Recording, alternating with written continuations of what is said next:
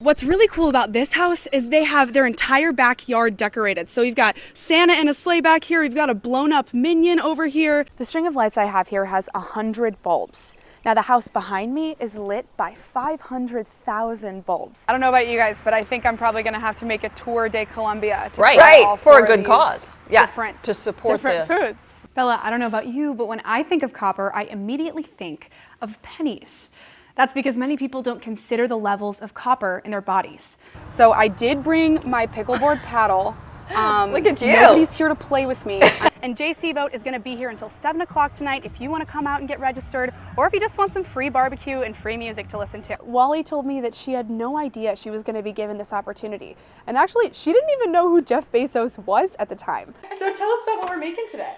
So, remember, food is medicine. I love putting cauliflower rice in my smoothies. Oh, you can never taste it. You can never taste it. Now you're Spinach getting that. too. Yes. So it's not something that you need to go out and find random supplements. It's really just focusing on whole foods. Whole foods. Just focusing on the fact that you can get this anywhere. You can get this anywhere. You can get these vegetables from any grocery store. I've done that. Tried all the things. Tried all been to those this things, doctor, been to their doctor. been to that doctor. The CDC has reported an increase in the number of adults that have reported being overweight since the start of the pandemic. Today, we are here with Karen Wick, who is a personal trainer and health coach. So, Karen, how are you doing today? Hi, good to Doing see good? you. Good to see you. you. You're sucking in your gut, you're pushing. I mean, you could do this on your couch while you're watching TV. You could totally do this. And as you progressively get better, do you get to go lower and lower? Yes, yes. Now we know how to balance our health and our wellness with nutrition and with exercises. Julie, I'm here at the Gingerbread House, and this is one of the many houses that has now opened itself to the public to be able to shed some holiday cheer. And what's really cool about this house is they have their entire backyard decorated. So you've got Santa in a sleigh back here, you've got a blown up minion over here.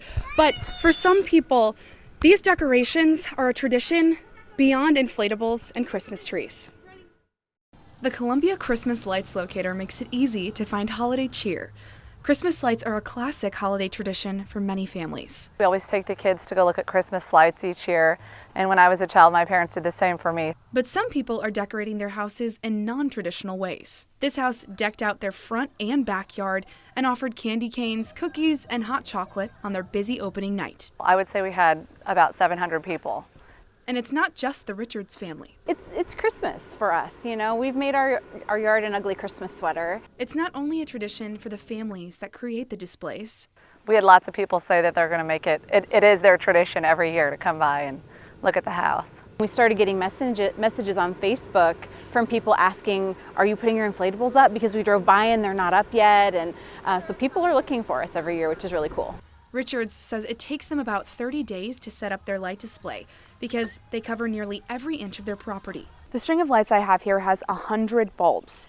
Now the house behind me is lit by 500,000 bulbs in their front lawn, in their backyard, and all over their house. Despite the massive number of lights or display items, multiple homeowners say their electricity bills are bearable. I don't think it's ever been more than $100 more. But no matter how much it costs, it's just priceless to see the look on their face when they see it. It's really sweet. Because you can't put a price on joy. The Gingerbread House is donating canned goods to the food bank, and the Awesome Inflatable House is donating money to the Boys and Girls Club. Well, Jordan, David Nail is a well-known country singer-songwriter, and he's on his way to Columbia right now for his performance tonight.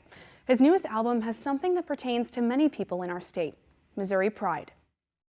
She got the blue jeans painted on tight that everybody wants on the side. David Nail grew up in Kennett, Missouri. I'm very proud to have grown up there. But Columbia is another feeling of home. Blue Note was one of those places that I grew up, I was such a fan. I would read people's tour, get on their websites and read where they played. He says his favorite memory of performing in Missouri is right here in Columbia. It would be one of the Blue Note shows. Nail and his band have performed in large venues and football stadiums, but he says there's something special about the Blue Note.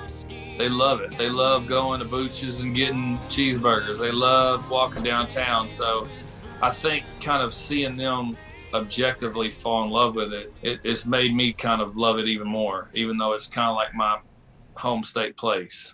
Nail's latest album, called The Boot Heel 2021, surrounds his love for his home state.